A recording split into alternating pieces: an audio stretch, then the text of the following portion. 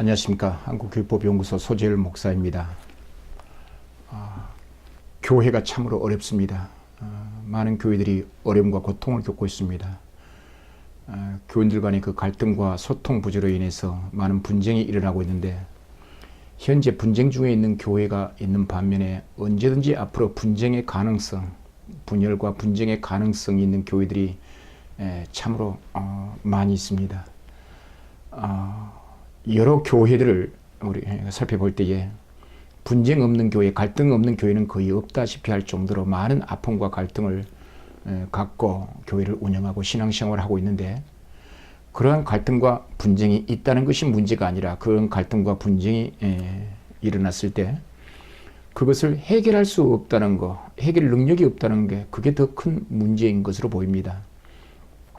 따라서 우리 교회는 어떠한 상황 속에서도, 어떠한 문제 가운데서도, 어떠한 분쟁 가운데서도 그걸 해결할 수 있는 해결 능력을 가지고 있어야 합니다. 해결 방안을 가지고 있어야 합니다. 그것은 상대방을 설득시켜야 되는데, 설득시키는 방법은 어떤 목회자의 권위로, 장로의 권위로 성도들을 설득시키는 것이 아니라 합리적인 적법한 절차에 의해서 합리적인 방법, 객관적인 방법으로 적법 절차의 요건으로 교인들을 설득하지 않으면 앞으로 현대 교회는 많은 어려움에 빠지게 될 것입니다. 그동안 많은 교회에 대해서 상담도 해보고 분쟁에 대해서 현장에 참여해서 그들의 문제와 아픔을 함께하면서 해결 방안이 무엇인가를 고민하는 가운데 참으로 교회가, 요즘 현대 교회가 어렵다, 그런 생각을 많이 해보게 됩니다. 교회 분쟁의 요인들을 쭉 살펴보게 되면은 여러 가지 목회자와 장로의 갈등도 물론 있습니다만은, 우선적으로 그 공동의회의 결의에 대한 하자 문제, 공동의회에 대한 문제가 많은 분쟁의 요인으로 등장한 것을 보게 되는데, 먼저 공동의회란 무엇인가, 그것부터 우리가 확인할 필요가 있습니다. 종교단체인 이 교회는 다른 여타 모든 단체들과 마찬가지로 단체 구성원이 있습니다. 단체가 성립되려면 단체 구성원의 회원들이 있을 것이고, 그 회원들의 그 민주적인 절차 방식에 의해서 대표자를 선임하고 직원을 선임하고 그 다음에 어떤 결의 방법들, 재정 집행의 방법들, 운영의 방법들, 그러한 여러 가지 요인들이 단체 구성 요건이 되는데, 교회도 종교 단체로서 일반 여타 다른 단체와 유사한 그런 단체적인 성격을 지니고 있습니다. 교회는 하나님의 영광을 위해서 하나님의 복음을 증거하는 전진기지로, 이 세상에서 복음의 전진기지로서 그 사명을 감당하게 됩니다. 공동회는 교회의 최고 의결기관이라 그렇게 말합니다. 교회에서 공동의회 그 이외의 어떤 결의단체가 없다는 의미에서 최고 의결기관입니다.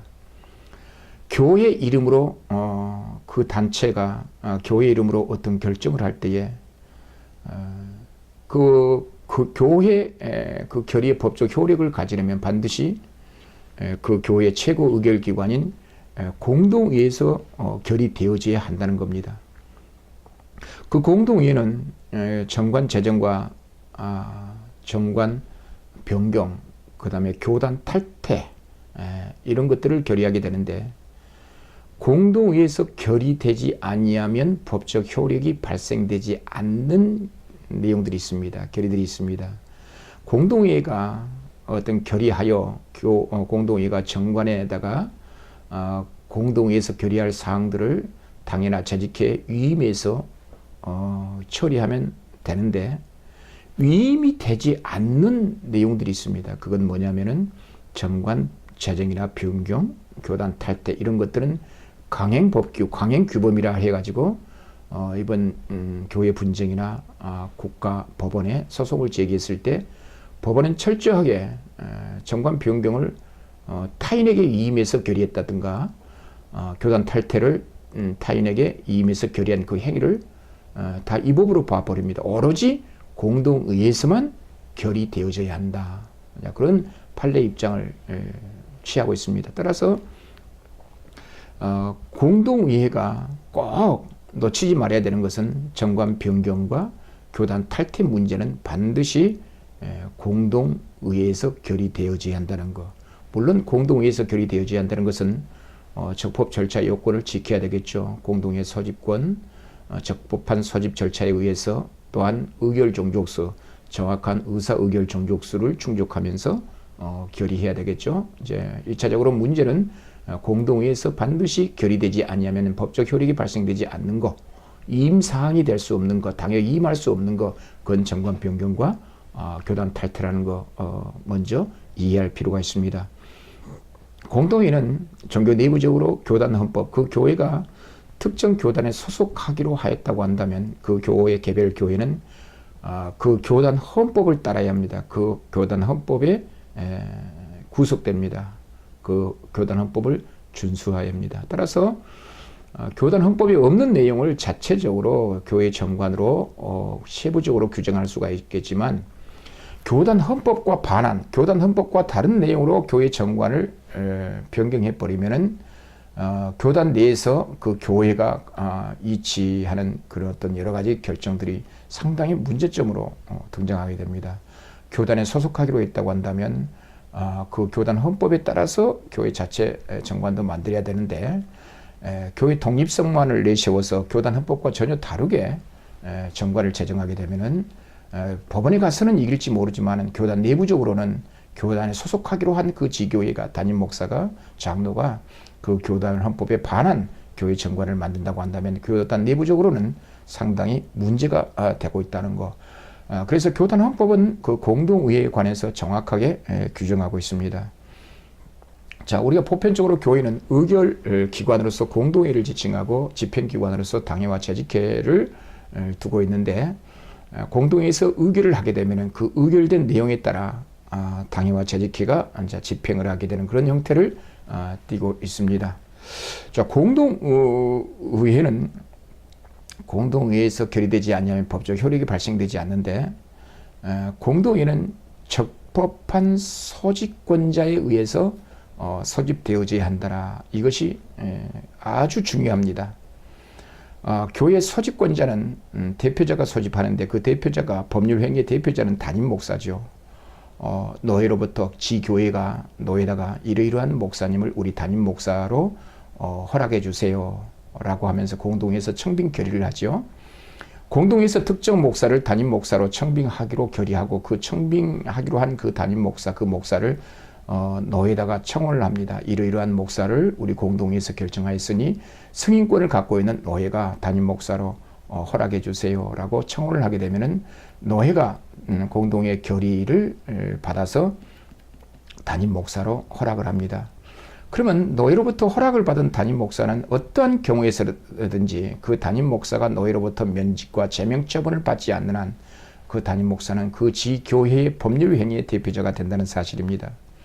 그 담임 목사에 의해서 공동회가 소집되지 아니하면 다 위법이 됩니다. 그런데 여기서 장로교 정치 원리에 중요한 문제가 있는데 법률행위의 대표자인 담임 목사가 공동회를 소집할 때는 개인이 임의로 소집할 수가 없고 오로지 그 당의 결의를 거쳐서 공동회를 소집한다는 겁니다. 공동회 소집권은 당에 있지만은 그 당회가 결의하여 담임 목사가 공동회를 이제 소집하게 됩니다. 자, 당에서 공동회를 소집하기로 결의할 때 은혜로운 당일 것 같으면 아무 문제가 없겠죠. 당회를 열어서 다음에 임시 공동회를 소집하기로 결의할 때 반대하는 사람이 뭐 있겠습니까? 은혜로운 상태에서 당회를 운영할 때는 아무런 문제가 없습니다. 그러나 당회가 분쟁이 발생했을 때 담임 목사와 장로들 간의 완력으로 권력의 암투로 어떤 나누어져 있다든가 장로님들 일부가 담임 목사 측, 나머지 일부는 담임 목사 반대 측으로 서로 나누어져서 어떤 갈등 관계에 빠졌을 때에 그때 당의 결의로 공동회를 소집하기가 그렇게 쉽지만은 않습니다. 이때 당의 결의는 담임 목사와 당회원 장로들과 합하여 과반수로 결의하게 되면은 모든 당의 결의는 담임 목사는 허수아비가 되어버리고 다수인 장로들에 의해서 당회가 장악이 되고 당의 결의가 장악될 거 아닙니까? 이것을 우리는 장로교 정치라 말하지 않습니다. 장로교 정치라고 하는 것은 당의 청원으로 노예가 위임 목사로 파송한 담임 목사와 당회장과 교인들의 대표인 장로가 당회를 구성해서 교회를 운영하는 정치 체계가 바로 장로의 정치 체계인데, 담임 목사와 당회원 장로가 합하여 다수결로 결정을 하게 되면은 이제 평신도의 대표인 장로 중심으로 결의가 된 것은 바로 우리 장로교가 평신도 중심으로 결의되어져 버리는 이런 형태는 우리가 보통 침례교에서 주장하는 해중 정치에 해당되겠죠. 우리 장로교는 평신도 중심의 해중 정치도 원치 않고 로만 캐토릭의 교황 정치나 감독 정치도 아닌 장로 정치 제도입니다. 그래서 당의 결의는 목자 당회장을 일로 보고 나머지 장로 전체를 일로 보고 1대1의 방식입니다. 소위 말해서 담임 목사는 당회장은 당에서 장로 과반수의 찬성이 있을 때에 담임 목사는 가부를 물어서 결정을 합니다. 그러니까 담임 목사는 장로 과반수의 찬성이 없으면 담임 목사는 가부를 물을 수가 없습니다.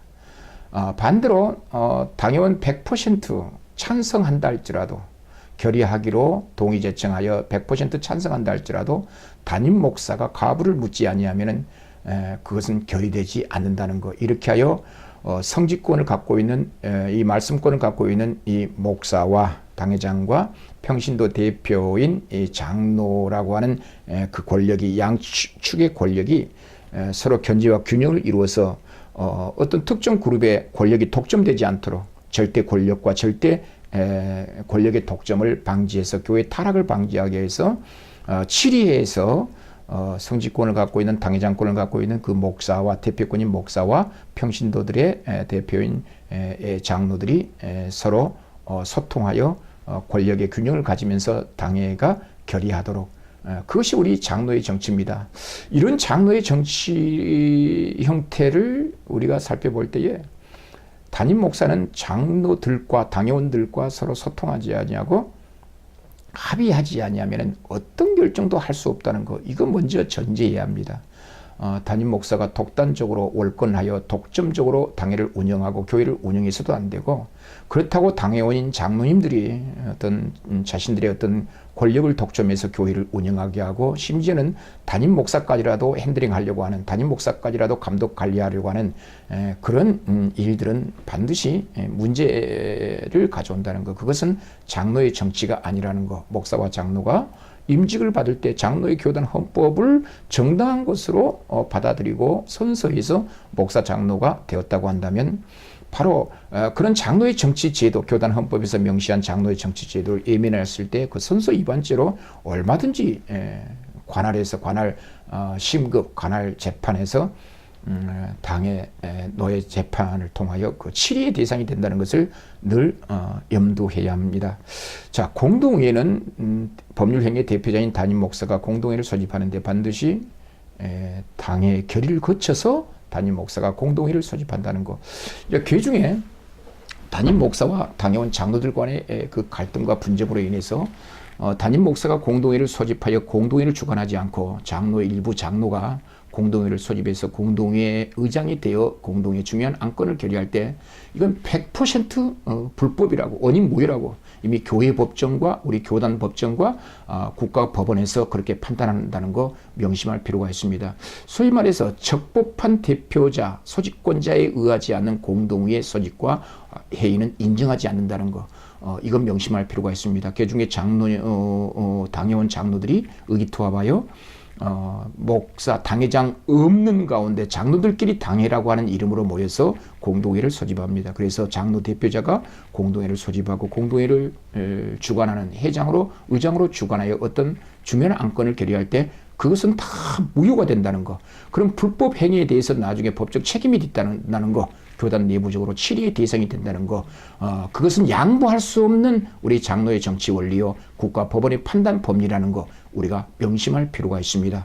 그래서 소집권자의 하자로 인한 공동의회가 인정받지 않는 구체적인 대법원의 판례 사례를 한번 제가 읽어보겠습니다. 이것은 1978년 10월 10일에 선고된 대법원의 판례인데, 이 판례가 현재 계속해서 교회 분쟁이 발생됐을 때, 교회 분쟁이 이제 법정 소송으로 이어질 때 모든 하급심 전국의 법원들은 이런 대법원의 판례 취지에 따라 이와 같은 형태로 판결한다는 것을 우리가 명심해야 합니다. 이런 사실을 확인하게 되면은 우리가 스스로가 불법을 범하지 않게 되겠죠. 자, 대법원 판례 한번 읽어보겠습니다. 피고 교회 공동의회는 교회 대표자인 당회장에 의하여 소집토록 되어 있으니 아무런 특별한 사유 없이 소집권자에 의하지 아니하고 이와 같이 소집된 집회는 피고 교회 공동의회라 할 수 없고, 따라서 그 집회에서 결의된 사항도 피고 교회와는 아무런 관련이 없다 할 것이다. 이것이 대법원 판례 취지입니다. 적법한 소집권자에 의하지 않는 공동의회를 최고 의결기관인 공동의회라 말하지 않고 단순히 그냥 집회라 대법원이 그렇게 판단하고 있다는 것. 그래서 일단 교회가 적법 절차 요건을 지킨 것은 대단히 중요한데, 공동의회에서 결의되지 아니하면 법적 효력이 발생되지 않는 것들이 참으로 많이 있습니다. 공동회는 교인 최고 의결기관이기 때문에 교회의 결의를 대표합니다.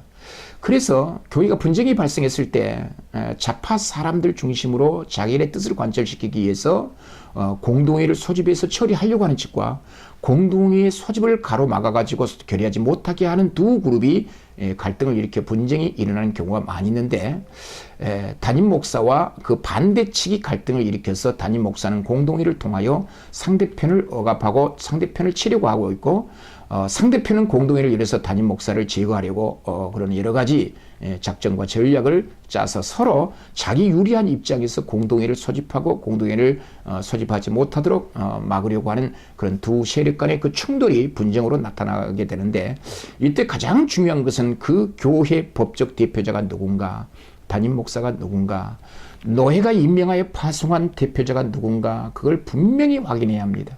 그래서 담임 목사를 몰아내기 위해서 일부 장로들이 그 담임 목사를 노회에 고발해서 노회와 정치적으로 짜가지고 노회로 하여금 그 담임 목사를 면직하게 하고 임시 당회장을 파송해서 그 법률 행위의 대표자인 임시 당회장과 일부 장로들이 의기투합해서 교회를 장악하려고 하는 그런 교회들이 많이 있습니다.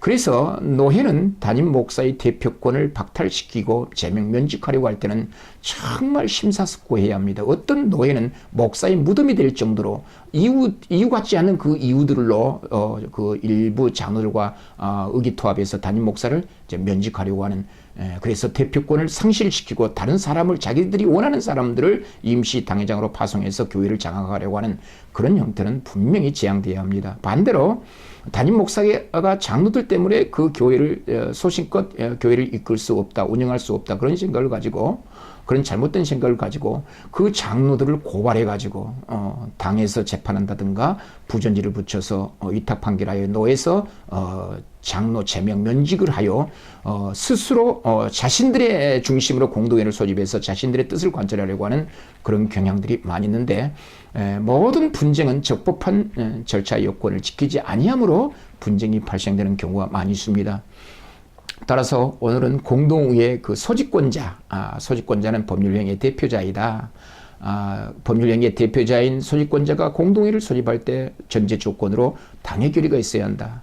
그 당의 결의는 결의 방식이 있고, 당의 결의가 되지 못했을 때에 그것을 강압적으로 편법으로 상대편을 치리하여 상대편을 제거하여 자기네들의 뜻을 관철시키기 위해서 불법적으로 공동회를 소집해서 이것이 교회 결의라고 하는 그런 형태는 정말 나중에 법적 책임이 있다는 거 명심할 필요가 있습니다.